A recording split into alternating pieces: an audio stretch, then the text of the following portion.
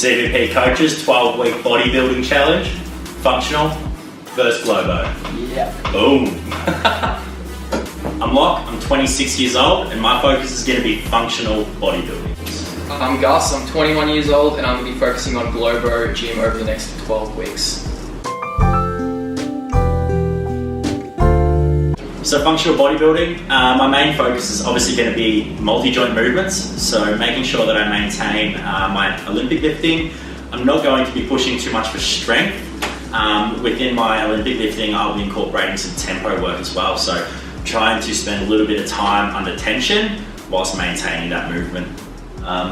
From there, most of my accessory stuff, it will still be multi-joint, however, again, just slowed down, nice controlled movement. Trying to incorporate a few different things so I improve my balance and coordination, all that sort of stuff as well. So I'm going to be focusing on Globo gym work. So essentially what that means is minimal multi-joint movements or compound lifts. So things like Olympic lifting, squat, bench, deadlift, all that sort of stuff I won't necessarily be focusing on as much. I'm more focusing on single joint movements or isolation movements, you can call it. So a lot of cable work and a lot of exercises done on the machines that you'll see in Fit Republic. To put it simply, I guess you could say functional stuff, you're going to look like this guy. Globo stuff, you're going to look like me. Shit. Good.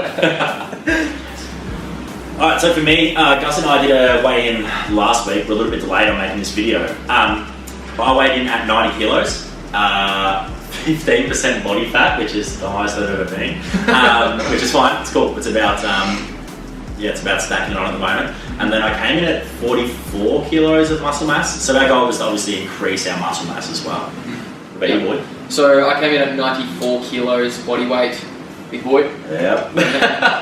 45 kilos of muscle mass and then 16% body fat. Yeah, jeez. So I'm the same, like the highest body fat percentage I've ever been, but in saying that, it's the highest body weight I've ever been as well, which is understandable. Yeah. What is your goal? Like, what do you think you could get to over the next 12 weeks? Yeah, good question. I was sort of thinking about this yesterday. I was just like, I reckon I could potentially get to low 50s, like I reckon maybe like... In the muscle mass, yeah? Yeah. And what do you think your total body weight will end up? I would love to be sitting at 100. Yeah. Or, no, I'd be loving to be sitting like, probably low hundreds, like 102, 103, something like that. Yeah. But then, like, yes, the goal is to increase muscle mass, but I'm pretty interested to see how low our body fat percentage can be as well. Yeah, absolutely. So, we're obviously, like, this is aesthetics based as well, so we've both had a bit of a chat about it. It's going to be 10 weeks of like getting it in, and then it'll be like just like a mini cut at the end. Yeah. We both have pretty awesome metabolism, so we'll definitely dry out nicely. But yeah, I mean, it'll be a bit of fun. For me, I'm just going to look to go for like the half kilo a week, kind of like in total weight. I know my body, like I'm not going to stack on much body fat at all, which is kind of nice. So most of that will just be muscle mass, which would be really cool. Yeah. But yeah, if I can go for like 6 kilos, get like mid 90s, mid to high 90s, I'll be pretty stoked in total. That's a big boy. Yeah, that's a big boy at 5'10". But yeah, we're going to drop these every 4 weeks. So essentially, episode 2 will be at the 4-week mark. What we'll do is just let you guys know our results, our findings, little tips and tricks that we might have figured out along the way, like not consuming anything from plastic containers. Pretty much going to cut that out from the get-go. Yep. Training at 2 p.m, peak testosterone levels in males. Trying to get steady sleep. Yeah, definitely. Eating for muscle gain as well. Just little things like that. So we'll let you know what we find, what has been hard, what's worked, what hasn't, all of the above. Yep. So why are we doing it? I mean, for Gus and I, probably the last 3-4 years, our main focus has been competitive CrossFit. And I think we're both just at a point where we just don't want to do that anymore. Look, we might get back into it, that's for sure. We're still very competitive. However, at the end of the day, like for us, it's just a new goal. Again, like I said, we're very competitive, so it only made sense for us to have a little competition against each other. But test the waters in a few different things. Obviously, things don't change too much for me. I still get to maintain the functional movement and prove like how much muscle you can still build in the functional setting. And essentially, looking strengthened good naked. So definitely. I think one of the biggest shift I think I see is like we've gone from just, I guess, focusing mainly on performance. Like we've always had performance goals. Yeah, absolutely. And we do a lot of conditioning and endurance work. Yeah. But I think sort of shifting to like, you know, purely just an aesthetics goal, like it's completely different. I know both you and I have never done anything like that before, which is going to be pretty exciting to sort of see what our bodies can do over the next 12 weeks. Yeah, absolutely. I suppose like, yeah, it's never been a market. Like obviously our like a pretty aesthetic body comes with performance goals in functional fitness and CrossFit and that sort of stuff. But now it's more about like developing certain areas, and we can do that by, you know, obviously exercise selection, all that sort of stuff. Yeah, so markers are all in kind of our body composition. And I think the biggest one as well, and we noticed this week, I even shot you a message about it the other day, just how much energy that we have now. So we've both stepped away, like I said, from competing. We were training anywhere between, for me, maybe 2 to 2.5 hours. You probably closer to 4. 5 and 6 times a week. And we definitely didn't have much of a personality after that. No. Versus now, it's it's completely different. Like every night, you know, speak to each other. And again, that doesn't sound like much, but the last thing you want to do at the end of the day of training, like a madman, is just be like messaging everyone. I think like relationships slip. A bunch of other things slip.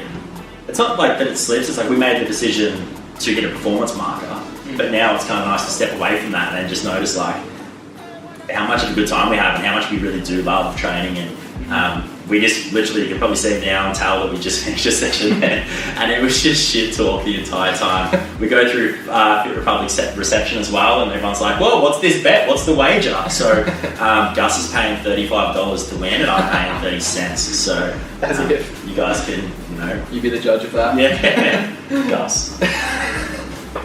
So a day of specific training and eating, I know for me, like I'm definitely having, like I get to sleep a little bit less, which is good. I know that when I was training a lot of volume, I was getting like 8 to 9 hours sleep, but now it's good because I'm training a little bit less, takes a little bit less recovery as well, so I'm able to spend more time doing other things rather than just focusing on sleep, which is good. So playing Fortnite, all the good things. But yeah, like lots of food, a lot of clean food for me at the moment. I'm just, I guess, it's not necessarily, paleo, like it's not strict paleo, but I'm sort of trying to follow those guidelines a little bit. So looking at about 4,500 calories a day, very high protein, you know, moderate carbs and moderate fat sort of thing, spread evenly throughout the day. I usually train about 2 o'clock in the day. I guess that's optimal time for when testosterone is peaking for males. Absolutely. Yeah, the biggest circadian rhythm for sure. Yeah, so training that time of day, but I guess in like specific training wise, I don't spend any longer than 90 minutes is probably the maximum I spend in the gym, including a warm up. But it's a lot of like tempo work. So as I said, for today, I literally just did an incline bench press and like a preacher curl. 5 sets of each with some pretty crazy tempos. It's called concentric tempo. So it's like 3-second pauses in the concentric phase of, say, a preacher curl. So you're pausing for 3 seconds, pausing for 3 seconds, then pausing for 3 seconds, and then lowering nice and fast. So I started with that, moving on to a couple more bench press variations and pulling variations, and then finishing off with a little bit more curls and then like a pec deck. So you know, a lot of cable and isolation movements, which is, I guess, the style that I'm training, like the style of training that I'm doing at the moment to see how it works. I suppose like a big thing for us too is like we want to see what it changes. So like how it changes the muscle belly, whether it's like the isolation stuff versus the multi-joint. Like, do you look more aesthetic? Like, and again, like for you guys, what body type do you prefer as well? So obviously you can have like that big Globo gym, and again, like we can pretty much develop you in any way, shape and form, depending on exercise selection. But we want to see like, obviously we have slightly different body types anyway, but we do want to see the outcome, see, you know, like, do you have more definition? Are you more cut? Are you rounder? Like, what kind of look do you come out of this with? Versus obviously, so Globo versus functional, that's probably the main thing. Definitely. Yeah, pretty much for me, the functional movement and a day of training, look, some of it's not dissimilar to yours at all. I've definitely, just the other day I did some segmented clean pulls, exactly the same thing. I had a 3-second pause, move on, 3-second pause. However, I'm just doing them through multi-joint movements and not as frequently. So again, incorporating some tempo, all that sort of stuff. Like a day like today, I just did some tempo front squats. So I had tempo on the eccentric, an isometric hold, and then a tempo concentric as well, which was awful. But yeah, just a very unique feeling. I've always, not always, but for a long time, just been going through, I've been incorporating some eccentric tempo, but it's been a long time since I've had some concentric stuff. So for me, I'll get a really good result from that. From there, going into some split squats, some single leg RDLs, and then I had some 1 1/4 goblet squats, which was, you just saw me down there. Yeah, I was not having a good time. But at the end of the day, like, it just comes down to how hard you work, really.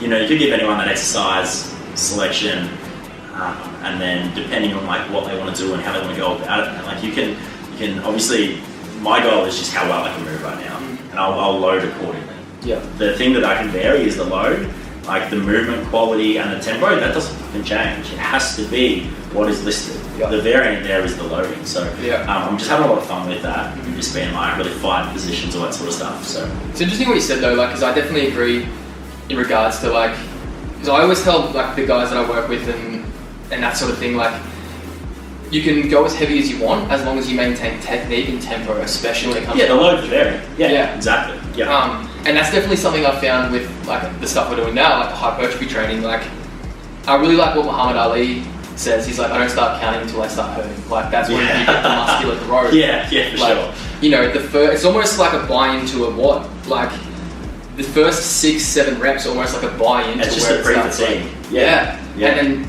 where you get the growth is like 8, 9, 10, 11, 12. Like when you start stinging, like when you want to put them down. Funny you say that. That's exactly how my program's template works. So essentially, my A's are pre-fatigues, and the B's where it's just like you really got to dig deep to maintain the B's, and C's and D's are kind of like accessory. And then like I'll usually have like a bit of a metcon kind of thing at the end, where it's like, I'm not going to send it.